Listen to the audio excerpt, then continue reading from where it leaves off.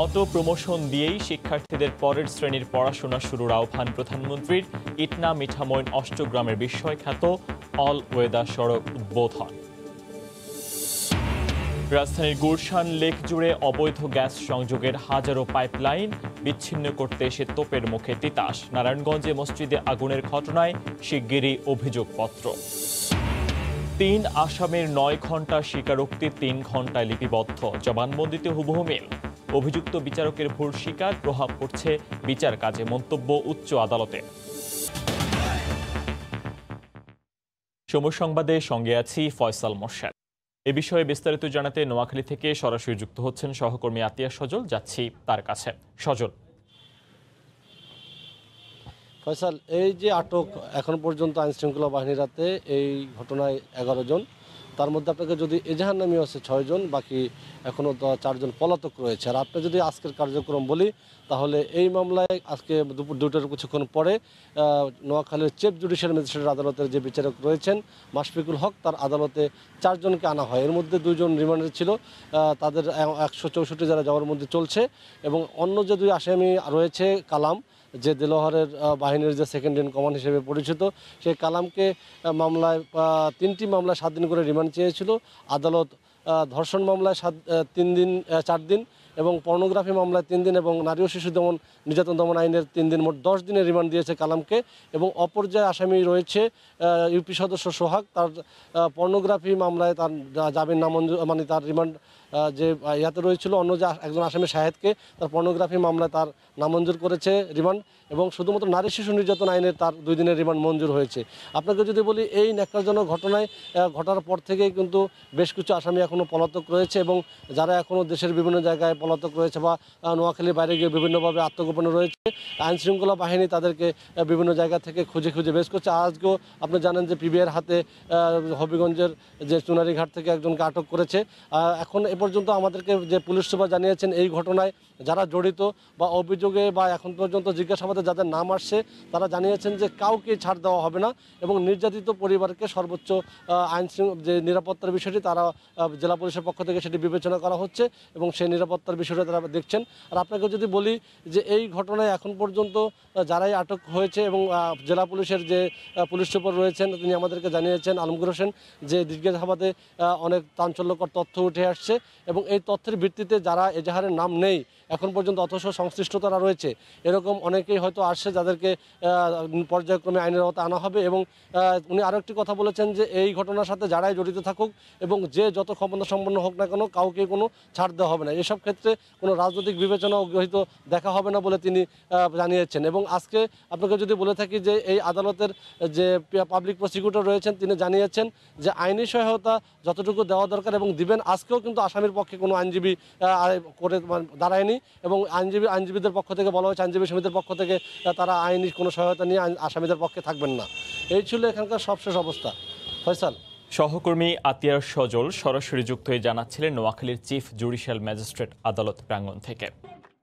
প্রধানমন্ত্রী শেখ হাসিনা বলেছেন, করোনার কারণে যেহেতু এবছর পরীক্ষার আয়োজন সম্ভব হচ্ছে না, অটো প্রমোশন দিয়েই শিক্ষার্থীদের পরের শ্রেণীতে পড়াশোনা শুরুর ব্যবস্থা নিতে হবে। সকালে গণভবন থেকে ভিডিও কনফারেন্সে কিশোরগঞ্জের বিস্ময়খ্যাত ইটনা মিঠামইন অষ্টগ্রামের অল ওয়েদার সড়কের উদ্বোধনী অনুষ্ঠানে এ কথা বলেন তিনি। ডিজিটাল পদ্ধতিতে পড়াশোনায় আরও মনোযোগী হওয়ারও আহ্বান জানান সরকার প্রধান। কিশোরগঞ্জের বিচ্ছিন্ন 3 উপজেলায় দিগন্ত বিস্তৃত হাওরের বুকে ফুটে ওঠা নতুন বিস্ময় এই অল ওয়েদার সড়ক। ইটনা মিঠামইন অষ্টগ্রামে হাওরবাসীর দুর্গম জীবনের আশীর্বাদ এই সড়কটি 874 কোটি টাকা ব্যয়ে নির্মাণ করেছে সড়ক ও জনপথ অধিদপ্তর। 30 কিলোমিটার দীর্ঘ এই সড়ক শুধু 3 উপজেলার মধ্যে সংযোগই ঘটায়নি, ব্রাহ্মণবাড়িয়ার নাসিরনগর হয়ে ঢাকা, চট্টগ্রাম ও সিলেটের সাথেও সরাসরি যোগাযোগের নতুন সম্ভাবনা গড়ে দিয়েছে। আজকে সত্যি একটা পর্যটনের নতুন দুয়ার খুলে দেয়া সড়কটি আনুষ্ঠানিকভাবে চালু হলো বৃহস্পতিবার। গণভবন থেকে ভার্চুয়াল কনফারেন্সের মাধ্যমে এর উদ্বোধন করেন প্রধানমন্ত্রী শেখ হাসিনা। অনুষ্ঠানে অবহেলিত হাওরকে আরও সচ্ছল করতে সরকারের বিভিন্ন পরিকল্পনা তুলে ধরেন সরকার প্রধান। হাওরে বিশাল একটা মৎস্য ভাণ্ডার আছে, তো সেই মৎস্য উত্তোলন, মৎস্য লালন পালন, মৎস্য প্রক্রিয়াজাত করা এবং বাজারজাত করার যাতে সুবিধা হয়, আমরা সেইভাবেই কিন্তু এই অঞ্চলে শিল্প গড়ে তুলতে চাই। করোনার প্রেক্ষাপটে পাবলিক পরীক্ষা অনুষ্ঠিত না হওয়ায় শিক্ষার্থীদের পরের শ্রেণীতে ডিজিটাল পাঠে মনোযোগী হওয়ার আহ্বান জানান প্রধানমন্ত্রী। এসএসসি পরীক্ষা নিতে পারছি না, ইতিমধ্যে আপনারা দেখেছেন আমরা সিদ্ধান্ত দিয়েছি যে তাদের প্রমোশনটা দিয়ে দেওয়া হবে, যারা জন্য পড়াশোনাটা অব্যাহত রাখতে পারে। সংসদ টেলিভিশনটা হচ্ছে টেরিস্ট্রিয়াল, এটা সারা বাংলাদেশেই দেখা যায়, সেখান থেকে শিক্ষার বিভিন্ন ক্লাস প্রচার করা হচ্ছে, সেটা আমাদের ছেলেমেয়েরা যথাযথভাবে দেখবেন এবং শিক্ষকরা তাদেরকে গাইডলাইন দিতে পারেন। পরে হাওর অঞ্চলের মানুষের সাথে মতবিনিময় করেন সরকার প্রধান। দুর্গম হাওরে দৃষ্টিনন্দন এই সড়ক রাষ্ট্রপতির উদ্যোগ ছাড়া বাস্তবায়ন হতো না বলেও মন্তব্য করেন তিনি। মহামান্য রাষ্ট্রপতি যদি এই উদ্যোগটা না নিতেন আর বারবার আমাদেরকে না বলতেন, তাহলে তো এই অঞ্চলে যে এরকমভাবে রাস্তা করা যায় এটা হয়তো চিন্তারই বাইরে ছিল। দেবাশিস রায়, সময় সংবাদ, ঢাকা। শুধু জেএসসি ও এসএসসির ফল বিশ্লেষণ করে উচ্চ মাধ্যমিকের ফলাফল প্রকাশ করলে জটিলতা সৃষ্টির আশঙ্কা রয়েছে। তাই ফলাফল নির্ধারণে কলেজের অভ্যন্তরীণ পরীক্ষাগুলো বিবেচনায় আনার পরামর্শ দিয়েছেন দেশের নামকরা কলেজের অধ্যক্ষরা। তারা বলছেন, সবচেয়ে বিপাকে পড়তে হবে যেসব শিক্ষার্থীরা উচ্চ মাধ্যমিকে এসে বিভাগ পরিবর্তন করেছেন। মাহমুদ রাকিবের রিপোর্ট। বৈশ্বিক মহামারী করোনার কারণে নানা আলাপ আলোচনার পর আর কোনো উপায় না পেয়ে 13.5 লাখ শিক্ষার্থীর ভবিষ্যৎ চিন্তা করে পরীক্ষা ছাড়াই জেএসসি ও এসএসসির ফল বিবেচনায় এবছর এইচএসসির ফলাফল নির্ধারণের সিদ্ধান্তের কথা জানিয়েছেন শিক্ষামন্ত্রী। পরিসংখ্যানে দেখা যায়, ঢাকা কমার্স কলেজে 2013 সালে এসএসসিতে এ+ পাওয়া 444 জন ভর্তি হলেও এইচএসসিতে এ+ পান 871 জন। একইভাবে 2014 সালেও ভর্তির সময় 434টি এ+এর বিপরীতে এইচএসসিতে জিপিএ 5 পান 819 জন। আবার নটরডেম কলেজে 2017 সালে বাণিজ্য ও মানবিক শাখা মিলে এইচএসসিতে মাত্র 181 জন জিপিএ 5 পেলেও ভর্তির সময় এর সংখ্যা ছিল 579। 2018 ও 19 সালেও কলেজটিতে বাণিজ্য ও মানবিক শাখায় এসএসসিতে এ+ পাওয়া অধিকাংশ শিক্ষার্থী উচ্চ মাধ্যমিকে এ+ পাননি। যদিও কলেজটিতে বিজ্ঞান বিভাগের প্রায় সবাই জিপিএ 5 পেয়েছেন। দেশের নামকরা কলেজ অধ্যক্ষরা বলছেন, সামগ্রিক বিবেচনায় জেএসসি ও এসএসসির ফল বিবেচনা পদ্ধতির বিকল্প না থাকলেও এতে বেশিরভাগ শিক্ষার্থী কাঙ্ক্ষিত ফলাফল পাবেন না। এখানে আর্টসে তো আমরা ভর্তি করি 3 পয়েন্ট নিয়ে, তারা কিন্তু সেই 4-এর উপরে পাবে বা কেউ 5 পাবে, কিন্তু এইটা তাদের কিন্তু তার মূল্যায়নে আসবে না। আমি মনে করি যে এই দুইটার বিবেচনায় পাশাপাশি যদি আমাদের কলেজে যে সমস্ত পরীক্ষাগুলো হয়েছে সেইগুলোর একটা মূল্যায়ন কোনোভাবে করা যেত, তাহলে হয়তো আমাদের ছাত্ররা মানসিকভাবে অনেকটুকু আস্থা পাইতো। কারিগরি শিক্ষার কথাই বললাম, সেখানে যেমন নাই, ওদের জেএসসি ছাড়াই কেউ ভর্তি হয়েছে, এখানে সমস্যা হবে, কারণ ওদের তো এসএসসি আর নাই।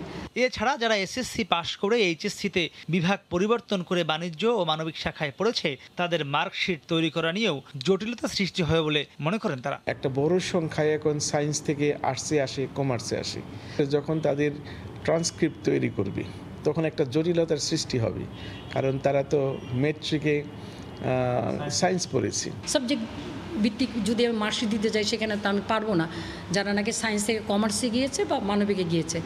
এখন এটার একটা নিশ্চয়ই একটা ওই স্টুডেন্টদের জন্য একটা সমাধান আসবেন। এছাড়া এই ফলাফল নিয়ে মেডিকেল, ইঞ্জিনিয়ারিং ও বিশ্ববিদ্যালয়ে ভর্তির ক্ষেত্রেও জটিলতা সৃষ্টি হতে পারে বলে মনে করেন তারা। একটা সাইড না। মাহমুদ রাকিব, সময় সংবাদ, ঢাকা। টান ফিরেছে নওগাঁর সঙ্গীত চর্চায়। আবারও শুরু হচ্ছে গিটার, তবলা, হারমোনিয়ামে। নওগাঁর গানের স্কুল নিয়ে রিপোর্ট থাকছে সংবাদের শেষাংশে। রাজধানীর গুলশানে প্রায় 1000 পরিবারের অবৈধ গ্যাস সংযোগে সন্ধান পেয়েছে তিতাস কর্তৃপক্ষ। সংযোগ বিচ্ছিন্ন করতে এসে স্থানীয়দের বাধার সম্মুখীন হতে হয় তিতাস কর্মকর্তাদের। এই অবৈধ সংযোগ থেকে বড় ধরনের বিস্ফোরণের ঝুঁকি ছিল বলে জানিয়েছেন তিতাসের প্রকৌশলী। সাধারণ দৃষ্টিতে গুলশান লেকে ছড়িয়ে থাকা পাইপগুলো পরিত্যক্ত মনে হলেও তা মূলত অবৈধ গ্যাস সংযোগ। কড়াইল বস্তির হাজারো পরিবার এই অবৈধ সংযোগ থেকে গ্যাস ব্যবহার করে থাকেন। বৃহস্পতিবার গুলশান লেকের পাশের রাস্তায় গ্যাস লিকেজের মেরামত করতে গিয়ে তিতাস টিম এই অবৈধ সংযোগের সন্ধান পায়। পরে ম্যাজিস্ট্রেট ও পুলিশের উপস্থিতিতে বিচ্ছিন্ন করা হয় গ্যাস সংযোগ।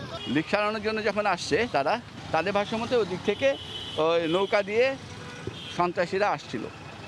আসার পরে তারা তখন জীবনের রিস্ক নিয়ে তারা পালা গেছে। তখন বিজ্ঞ ম্যাজিস্ট্রেটকে নিয়ে আমরা এখানে আসছি এবং এই জায়গায় করছি। যারা সংযোগ দেয় পুলিশ যেন তাদেরকে যেই হোক তিতাসের নাম দিয়ে দিক আর যার পরিচয় দিক তার সাথে সাথে অ্যারেস্ট করে তাদেরকে দেন। মেইন লাইন থেকে তিতাস গ্যাসের সংযোগের জন্য এমএস পাইপ ব্যবহার করা হয়, কিন্তু এই যে রাস্তার মেইন লাইন এখান থেকে যে অবৈধ সংযোগগুলি সেই সংযোগের যে পাইপগুলো সেগুলো প্লাস্টিকের পাইপ ব্যবহার করা হয়েছে। প্রকৌশলীরা বলছেন এই যে অবৈধ প্লাস্টিকের পাইপ ব্যবহার করা হয়েছে এতে যে কোনো সময় বিস্ফোরণ হয়ে বড় ধরনের দুর্ঘটনার সম্ভাবনা রয়েছে। এমন অবৈধ সংযোগ বিচ্ছিন্ন করতে এসে এর আগেও কয়েকবার স্থানীয়দের বাধায় পড়তে হয় বলে জানান তিতাস কর্মকর্তারা। পুলিশের সামনে এসে তারা কাজগুলো করতেছে। এর আগে প্রায় 4-5 বার আমাদের টিম আসে এমার্জেন্সি থেকে, 3-4 বার অলরেডি কেটেছিল তারা, কিন্তু এগুলো টেম্পোরারি ডিসকানেক্ট করতে পেরেছি আমরা। পার্মানেন্ট ডিসকানেক্ট আজকেই হচ্ছে। এ ধরনের অবৈধ গ্যাস সংযোগ বন্ধে স্থানীয় জনপ্রতিনিধিদের এগিয়ে আসার আহ্বান তিতাসের। সাদিকুর রহমান, সময় সংবাদ, ঢাকা। এদিকে নারায়ণগঞ্জে মসজিদে বিস্ফোরণে 34 জনের নিহতের ঘটনায় তিতাস বিদ্যুৎ বিভাগ ও মসজিদ কমিটির অবহেলার প্রমাণ পেয়েছে সিআইডি। খুব তাড়াতাড়ি অভিযোগপত্র দেয়া হবে বলে জানিয়েছেন সংস্থাটির প্রধান। অন্যদিকে মানব পাচারের অভিযোগে কুয়েতের কারাগারে বন্দী লক্ষ্মীপুরের 2 আসনের সংসদ সদস্য কাজী শাহিদুল ইসলাম পাপুলের বিরুদ্ধে ওঠা অর্থ পাচারের অভিযোগের অনুসন্ধান শেষের দিকে বলে জানিয়েছেন তিনি। পাচারের শিকার 5 বাংলাদেশির অভিযোগের ভিত্তিতে গত 6 জুন মারাফি কুয়েতিয়া কোম্পানির অন্যতম মালিক লক্ষ্মীপুর 2 আসনের সংসদ সদস্য কাজী শহীদুল ইসলাম পাপুলকে গ্রেফতার করে কুয়েত পুলিশ। এরপর তার সম্পর্কে অনুসন্ধানে নামে পুলিশের অপরাধ তদন্ত বিভাগ সিআইডি। সংস্থার প্রধান জানাচ্ছেন, অনুসন্ধান শেষে শিগগিরই এমপি পাপুলের বিরুদ্ধে মামলার বিষয়ে সিদ্ধান্ত নেওয়া হবে। প্রায় 22টা জায়গা থেকে রিপোর্ট আনতে হয়, করে কম্পাইল করতে হয়, কম্পাইল করে আমাদেরকে তখন সিদ্ধান্তে আসতে হয়।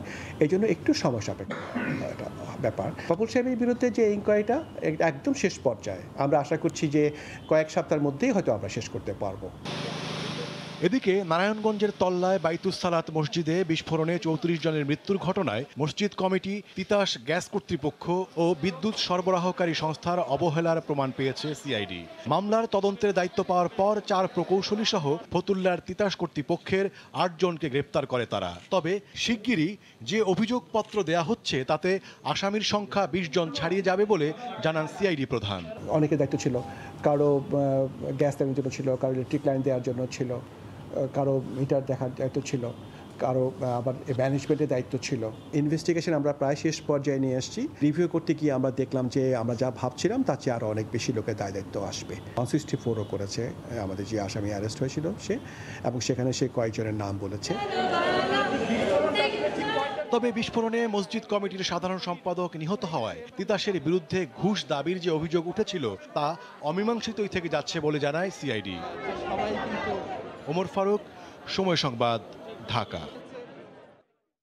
সময় সংবাদে আরও থাকছে, করোনা সংক্রমণের দ্বিতীয় ঢেউ মোকাবিলায় সরকার প্রস্তুত, আবারও জানালেন স্বাস্থ্যমন্ত্রী। স্বাস্থ্য অধিদপ্তরের 12 জন কর্মকর্তা কর্মচারীকে জিজ্ঞাসাবাদের জন্য দুদকে তলব।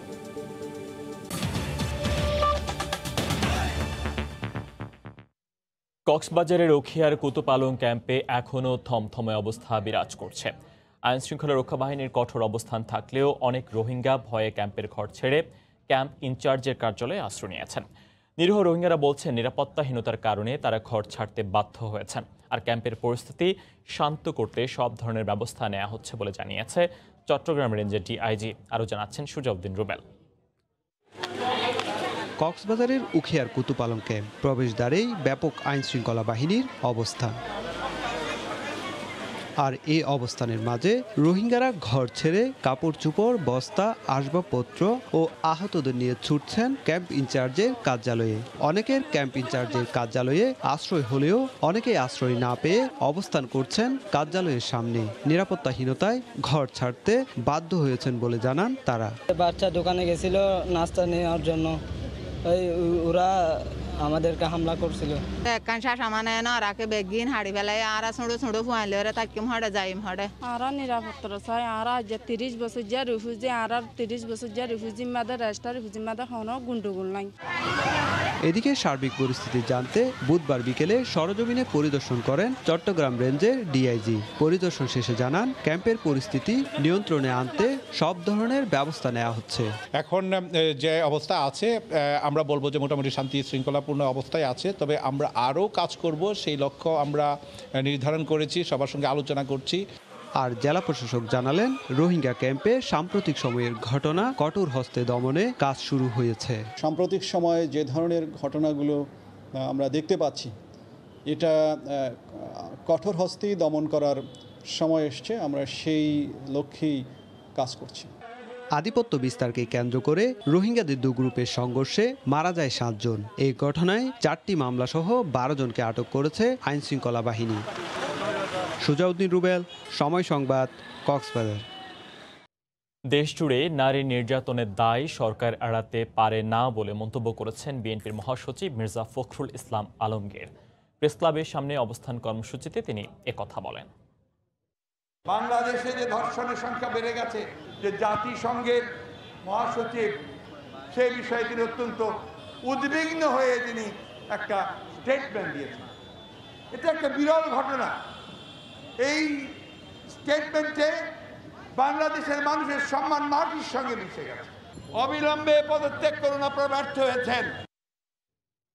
এদিকে অপকর্ম যেই করুক না কেন তাতে রাজনৈতিক রং দিয়ে সরকার আড়াল করতে চায় না বলে মন্তব্য করেছেন আওয়ামী লীগ সাধারণ সম্পাদক ওবায়দুল কাদের। সকালে তার সরকারি বাসভবন থেকে এক ভিডিও বার্তায় তিনি একথা বলেন। বিএনপি আন্দোলনে ডাক দিয়েছে। আন্দোলন নির্বাচনে চরমভাবে ব্যর্থ বিএনপি এখন পথহারা পথিকের মতো দিশেহারা। সরকার নয়, ব্যর্থতার দায় নিয়ে বিএনপি নেতাদেরই টপ টু বটম পদত্যাগ করা উচিত। দেশে বিদেশে কোথায় গোপন বৈঠক হচ্ছে সরকার বিরোধী, সে ব্যাপারে আমরা সজাগ। 1 যুগ আগে উচ্চ আদালত আদেশ দিলেও দেশের বেশিরভাগ শিক্ষা প্রতিষ্ঠান ও কর্মক্ষেত্রে এখনও গঠিত হয়নি যৌন হয়রানি প্রতিরোধ বা সচেতনতা কমিটি। আইনজ্ঞরা বলছেন এই আদেশের শতভাগ বাস্তবায়ন হলে ধর্ষণের ঘটনা কিছুটা কমতো। আইনমন্ত্রী বলছেন দ্রুত আদেশ বাস্তবায়নের চেষ্টা চলছে। মাহমুদ রাকিবের রিপোর্ট। বিষয়টি নিয়ে গবেষণা করা আইনের শিক্ষক তাসলিমা ইয়াসমিন জানান, হাতে গোনা কয়েকটি প্রতিষ্ঠানে কমিটি আছে, কাগজে কলমে। আমাদের আইন কাঠামোটি কিন্তু একেবারেই দুর্বল এবং সেখানে কিন্তু আসলে যৌন হয়রানির কোনো অবস্থান নাই। যৌন হয়রানি শব্দটি কিন্তু আইন কাঠামোতে নেই এবং এই কারণে কিন্তু ওই 2009-এর আদালতের নির্দেশেই বলা হয়েছিল যে আমাদের একটি আইন প্রয়োজন এবং যতদিন না পর্যন্ত এই বিশেষ আইনটি আসছে ততদিন পর্যন্ত 2009-এর যে গাইডলাইনে যে নির্দেশনা দেওয়া হয়েছে সেগুলোকেই আইন হিসেবে প্রত্যেকটি প্রতিষ্ঠান মানতে বাধ্য। যেসব ইনস্টিটিউশনে আমরা পেয়েছি যে কমিটি আছে, দেখা গেছে যে সে কমিটিগুলো বেশিরভাগ ক্ষেত্রে হয়তো পেপারে রয়েছে, কাগজ কলমে রয়েছে। তারা প্রত্যেকেই যে এই গাইডলাইনটির আন্ডারে এই ধরনের একটি কমিটি করার জন্য আইনত বাধ্য, এই বিষয়টা কিন্তু আসলে নলেজেই নাই। 2009-এর গাইডলাইনটিতে তো আমাদের আসলে এনফোর্সমেন্ট মেকানিজমটাকে তো আমরা ইন্ট্রোডিউস করতে পারিনি। সেটি আমাদের একটি পৃথক আইনের মাধ্যমে এনে সেটিকে আমাদেরকে আরও স্ট্রিমলাইন করা প্রয়োজন। যারা প্রতিষ্ঠান প্রধান আছেন তাদেরকে তো উদ্যোগটি নিতে হবে। এটি না নেওয়াটা খুবই দুর্ভাগ্যজনক। কমিটি আছে, এটি যথেষ্ট নয়। কমিটি আছে সেটি আমাদের শিক্ষার্থীদেরকে জানাতে হবে। যাদের কমিটি নাই তারা গঠন করবেন। আইনমন্ত্রী বলছেন সব প্রতিষ্ঠানে আদালতের আদেশ কার্যকর করতে তারা উদ্যোগ নেবেন। আমরা এগুলি বাস্তবায়ন করার চেষ্টা করছি এবং আমার মনে হয় যে আপনি আরও খোঁজ নিয়ে দেখেন, আপনি পাবেন। এটা বাস্তবায়ন করার চেষ্টা করছি এবং আমরা আশা করি এই যে নির্দেশনা এটা আমরা খুব শিগগিরই বাস্তবায়ন করব। 3 জনের স্বীকারোক্তিমূলক জবানবন্দি নিতে সময় দিতে হবে 9 ঘন্টা, কিন্তু বিচারক 3 ঘন্টায় সেটি লিপিবদ্ধ করেছেন। এছাড়া 3 জনের জবানবন্দির হুবহু মিল রয়েছে। অস্বাভাবিক এই কর্মকাণ্ডে ভুল স্বীকার করে ক্ষমা চেয়েছেন এক বিচারক। উচ্চ আদালত বলছেন বিতর্কিত স্বীকারোক্তিমূলক জবানবন্দির প্রভাব পড়ে বিচার কাজে, যা বন্ধ হওয়া দরকার।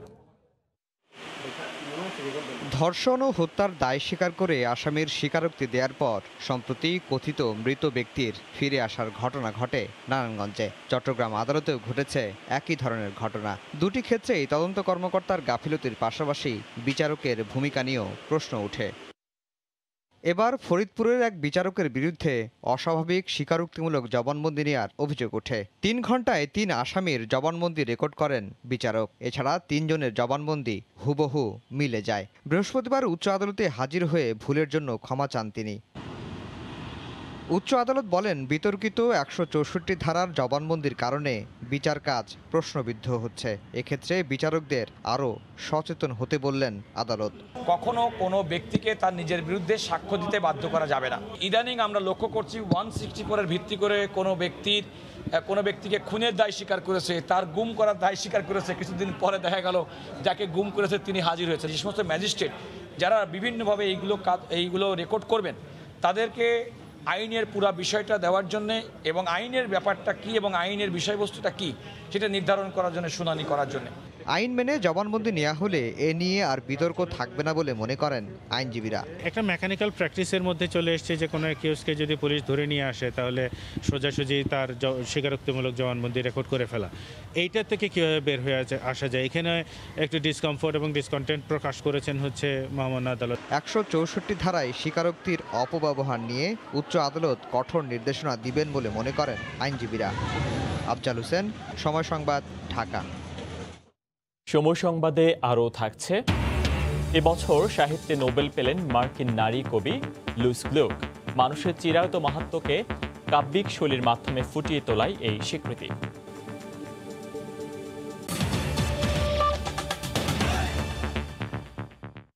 শীতে দেশে করোনা সংক্রমণ বাড়বে, তবে তা মোকাবিলায় যথেষ্ট প্রস্তুতি থাকার কথা জানিয়েছেন স্বাস্থ্যমন্ত্রী জাহিদ মালেক। রাজধানীর সোনারগাঁও হোটেলে স্বাস্থ্য মন্ত্রণালয়ের পুরস্কার বিতরণী অনুষ্ঠানে তিনি একথা বলেন। মন্ত্রী বলেন, মানুষ আসছে না বলেই করোনার পরীক্ষা কম হচ্ছে।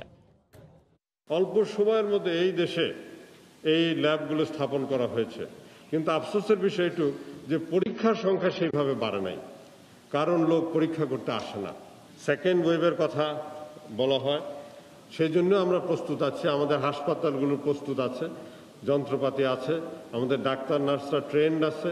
যেটা এর আগে আমি বলেছি, আমরা এত ওয়েব দেখে কোনো ভয় পাই না।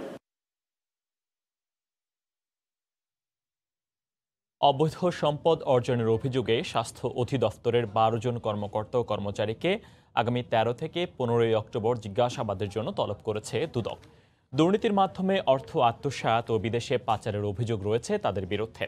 ঠিকাদারি প্রতিষ্ঠানকে কাজ পাইয়ে দেয়া, যন্ত্রপাতি সহ বিভিন্ন কেনাকাটায় যোগসাজশ করে শত শত কোটি টাকা আত্মসাতের অভিযোগ রয়েছে তাদের বিরুদ্ধে। এছাড়াও প্রকল্পের অর্থ লোপাটের অভিযোগ রয়েছে এসব কর্মকর্তা ও কর্মচারীর বিরুদ্ধে। দুদকের উপপরিচালক শামসুল আলমের দেয়া নোটিশে তাদেরকে দুদকে হাজির হওয়ার জন্য চিঠি দেওয়া হয়েছে।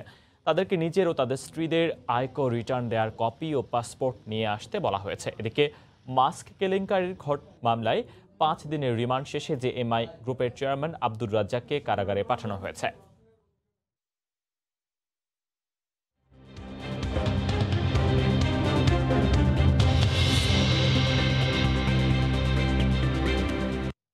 চট্টগ্রামের থানাগুলোর আশেপাশে সবজি চাষ করে চমকে দিয়েছে পুলিশ প্রশাসন। এসব বাগানে ফলছে হাজার হাজার টাকার সবজি। নিজেদের চাহিদা মেটানোর পাশাপাশি দেয়া হচ্ছে গরিব দুস্থদেরও। শাখাহট্টিপুর ক্যামেরায় বিস্তারিত জানাচ্ছেন কমল দে। নগরীর অল্প লোক আবাসিক এলাকার ঠিক মাঝে ভাড়া ভবনে চলছে বাঁকুড়িয়া থানা পুলিশের কার্যক্রম। থানার পাশে গড়ে তোলা হয়েছে সবজি ক্ষেত। মিষ্টি কুমড়া, লাউয়ের পাশাপাশি ধরেছে ঢেঁড়স, কাঁচামরিচ সহ অন্যান্য সবজি।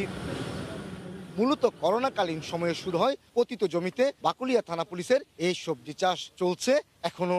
থানার আশেপাশে যে অনাবাদি পতিত জমি ছিল ওই সব জায়গায় আমরা চাষ করা শুরু করি। আমরা আমাদের অফিসার ফোর্সদেরকে এখান থেকে খাবার সরবরাহ করতে পারি এবং এর পাশাপাশি থানায় যদি কোনো গরিব দুস্থ লোক আসে তাদেরকে আমরা এই খাবার সরবরাহ করতে পারি। থানা পুলিশের সদস্যরা যেমন এই সবজি ক্ষেত গড়ে তুলেছে, ঠিক তেমনি যত্ন নিচ্ছেন তারাই। এই ব্যতিক্রমী ক্ষেত দেখে আশপাশের ভবন মালিকেরাও আগ্রহী হয়ে উঠছেন সবজি চাষে। প্রশিক্ষিত লোকজন আছে, তাদের সাথে পরামর্শ করি, বিভিন্ন নার্সারি থেকে বীজ সরবরাহ করে আমরা চাষ করছি। আমাদের সকল অফিসার ফোর্স ডিউটি শেষ করে এসে তারা খুবই ইন্টারেস্টেড, এই বাগান থেকে তারা নিজের থেকে এগিয়ে আসছে সবাই। থানার অপর পাশে পরিত্যক্ত আরেকটি প্লটে মাছের চাষ করছেন পুলিশ সদস্যরা, আর মাছ রান্না হয় পুলিশের মেসেই। অমল দে, সময় সংবাদ। 550 কোটি টাকা দূরে থাক, লুকাস ব্যাটারির কাছে কেউ 1 টাকাও চাঁদা চায়নি। ডক্টর কনক সারোয়ারের ইউটিউব চ্যানেলে প্রচারিত টক শোতে অবসরপ্রাপ্ত মেজর দেলোয়ার হোসেন লুকাস ব্যাটারির কাছে 550 কোটি টাকা চাঁদাবাজির যে দাবি করেছে তা মিথ্যা, বানোয়াট ও ভিত্তিহীন বলে দাবি করেছে লুকাস কর্তৃপক্ষ। দুপুরে রাজধানীর পল্টনে ইআরএফ মিলনায়তনে এক সংবাদ সম্মেলনে দাবি করেন প্রতিষ্ঠানের মানব সম্পদ ও প্রশাসন বিভাগের মহাব্যবস্থাপক অবসরপ্রাপ্ত মেজর AK নিয়ামুল হক। এ সময় মিথ্যা, বানোয়াট বক্তব্যের কারণে সরকারের উচ্চ পর্যায়ের কর্মকর্তা সহ লুকাস ব্যাটারি কর্তৃপক্ষের ভাবমূর্তি ক্ষুণ্ণ হয়েছে বলেও দাবি করেন তিনি। ইউটিউবে যাতে মিথ্যা উদ্দেশ্য প্রণোদিত বক্তব্য কেউ প্রচার করতে না পারে সে ব্যাপারে ব্যবস্থা নিতে সরকারের কাছে দাবি জানান তারা।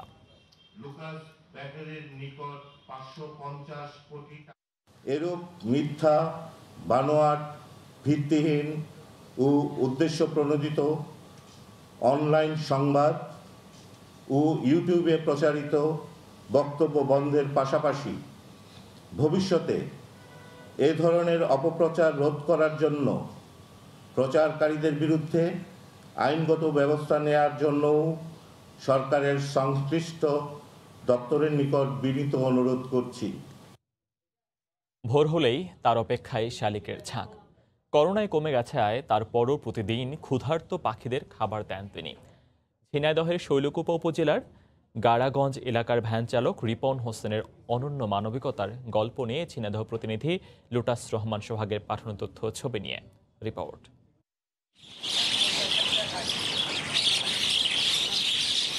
ভোরের আলো ফুটে ওঠার সাথে সাথেই শালিক পাখিদের কিচিরমিচির কলকাকলিতে যেন জেগে ওঠে শৈলকুপার গাড়াগঞ্জ বাজার।